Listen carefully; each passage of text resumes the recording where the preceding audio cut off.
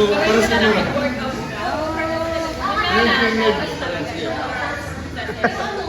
Nag-advise reduction. Yun ang ano kasi. Ayan, hello po mga kalingap, magandang gabi po sa inyo, Dispergence, and welcome po sa ating YouTube channel.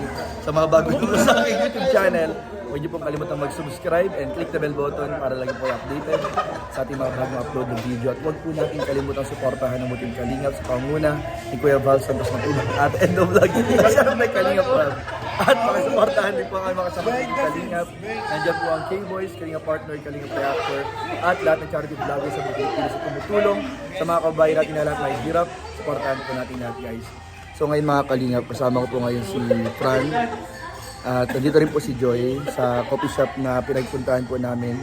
At tatanungin po natin si Fran kung ano po naramdaman niya na sobrang successful po ng channel ni Joy Diwata.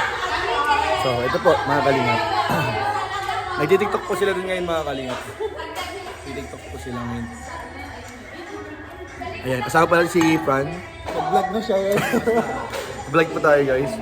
So ngayon, bro, ngayon ko lang titatanong sa'yo. Seryoso to? Makikita na nila yan bro. Okay lang yan? Okay lang yan, diyan mo na double ano to. Yan. So guys, double vlog po ito. Channel ni Fran, tsaka dito sa channel.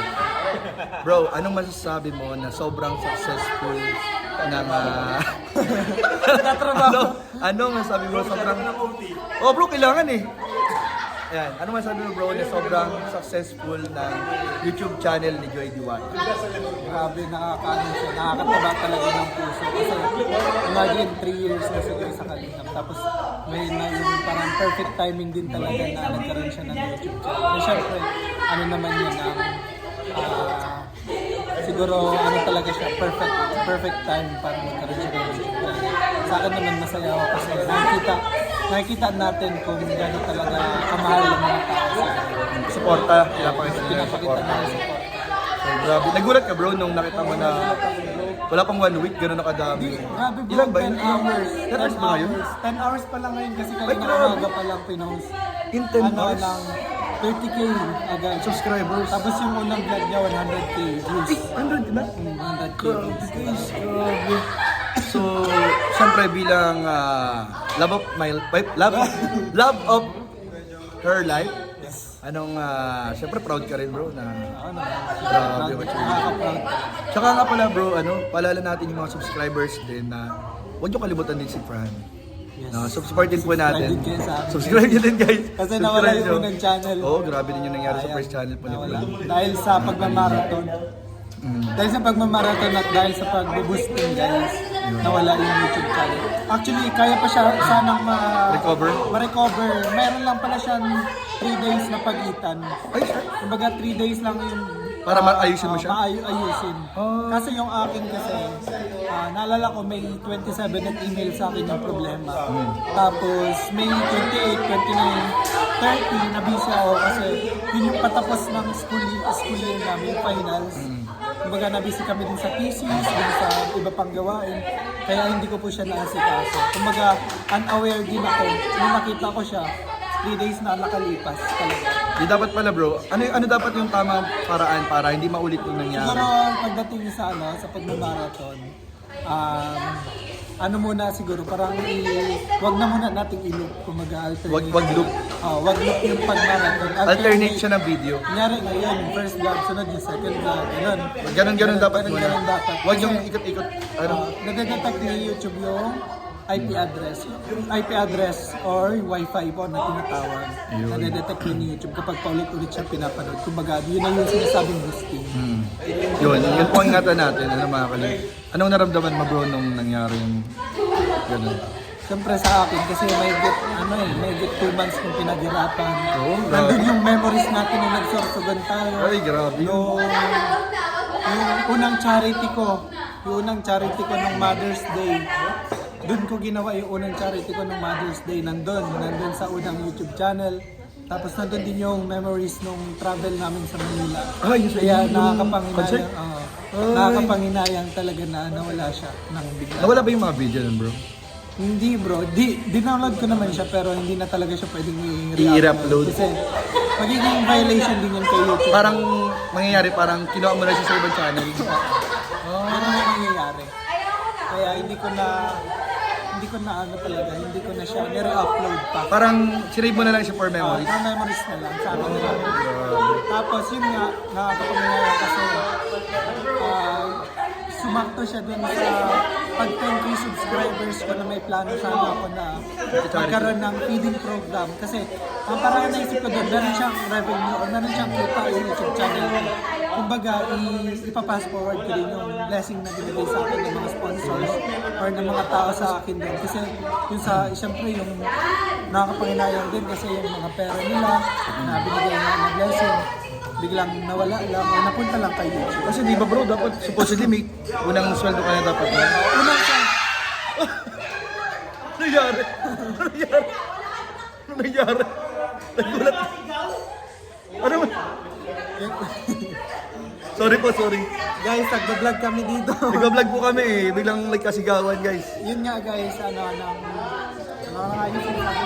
yun na nga yung sa revenue sana is lagay ko siya unang feeding program ko sana, celebration na din ng pag 10k subscribers ko. Meron sana ako ng plano kaso bigla nga siya na-honored kasi yun nga yung nangyari. Kumbaga, bigla halos 3 araw ako nandito makatulog, sobrang down ko. Kasi bro, kasi kumbaga ano lang, pangalawa lang sa akin na nangihinayang ako dun sa revenue. O pangatlo, kasi ang unang-una na doon is yung nanginayang ako dun sa mga tao. Dun sa mga tao na nagbigay ng suporta. Pangalawa, ay yun yung una yung sa mga tao nagbigay ng suporta. Tapos yung subscribers. Pangalawa, yung mga memories. Yung mga memories talaga na, Ng video. na andun. Kumbaga, kasi iba kasi sa feeling baga bro, kapag from the start makita mo yung mga unang videos mo sa YouTube channel, makikita mo yung progress kung paano ka nag-iiba yung sa vlogger. yung vlogger, tama. Kaya, yun, pangatlo na lang din yung kita. Kasi, hindi lang din naman yung kumbaga nandun na yung masasabi natin practicality, makakatulong siya sa pansarili natin. Pero syempre, hindi naman mawawala din yung pagtulong din sa ibang tao. Oo. Parang mabalik ka sana ng blessing sa iba. Mabalik sana, sana ako. Parang planado mo na sana siya. Planado na talaga lang. Sayang ano? Marami din sana ako mga vlogs talaga na naka-line up noong time na yun kasi sabi ko merong pera na babalik sa akin. Gagamitin ko din yun pang pasa. Pantulong. Kumbaga Sayang. pamigay din sa ibang Sayang. Ano mga advice mo bro? Kasi since na bago lang yung channel ni Joy, para di mangyari dun sa account ni Joy yung katulad din sa'yo. Dun sa first account mo bro. siguro ang advice ko guys kasi sobrang higpit na ngayon ni YouTube. Nga, siya nga. Parang sobrang fragile na ng mga bagong accounts ngayon. Kumbaga, simpleng magkaka-violation ka. Kasi nung time na nagkaroon ako ng violation, nakita ko sa Twitter, marami din nagka-violation. Maraming nagre-reklamo, parang nagre-reklamo na. Marami nagreklamo yan. Yun guys, sa ma-advise ko lang, okay lang naman yung hindi naman siya, hindi ko alam kung paano ko siya masabi eh. Kumbaga, mag-ingat na lang talaga. Hindi ko masabi okay o hindi yung pagmamarathon kasi alam namin na effort nyo din na magpapanood ng paulit-ulit. Siyempre, time din ang binibigay nyo doon. Kumbaga, na lang, mag-ingat na lang, alamin na lang natin siguro yung mga tamang process. Basta yung pinaka-lesson ko ay wag ulit-ulitin yung isang video. Oo, kumbaga, talaga. Wag ulit-ulitin agad. Huwag iba-iba. Okay, pwedeng sa ngayon, sa bukas. Ganito ang gawin nyo guys. Kung gusto nyo, kunyari sa channel ko, gusto nyo i-marathon. Isunod-sunod nyo sa akin, kay Credence, sa akin, Yun, kay Credence. Ganon. alternate. Tama. Ganon. Damay nyo na kami. Ganun dapat. Tama. Ganun Basta lang. ingat lang po, lalo na ngayong Kay kay Joy. Credence, sa akin, kay Yan. Merab, kay Kuya Ba, lahat guys, dapat ganun. Ikutin lahat. I-create nyo ng playlist. Uy, maganda yun. Ganon. Maganda yun. Tama. Yun. Kasi delikado po ngayon. Fragile ang mga account ngayon. Delikado. So, ayun. Pero bro, anong mensahe mo kay Joy? At last na lang to. Anong message mo bro kay Joy para sa nagsimula siya sa kanyang channel? Ano ba? Ay, sorry. Siguro na Alam ko naman na pag-ubutihin niya yung pagsasabayin niya sa pag-aaral tapos pag-vlog. Kasi bagay pag-vlog parang work na din kasi yan. Kumbaga, alam ko naman Sideline na parang. niya yan. Mamamanage niya ang pagsabayin, mamamanage niya maayos or ma-manage yung ganong bagay. Picture guys, picture guys. Picture lang. Picture lang.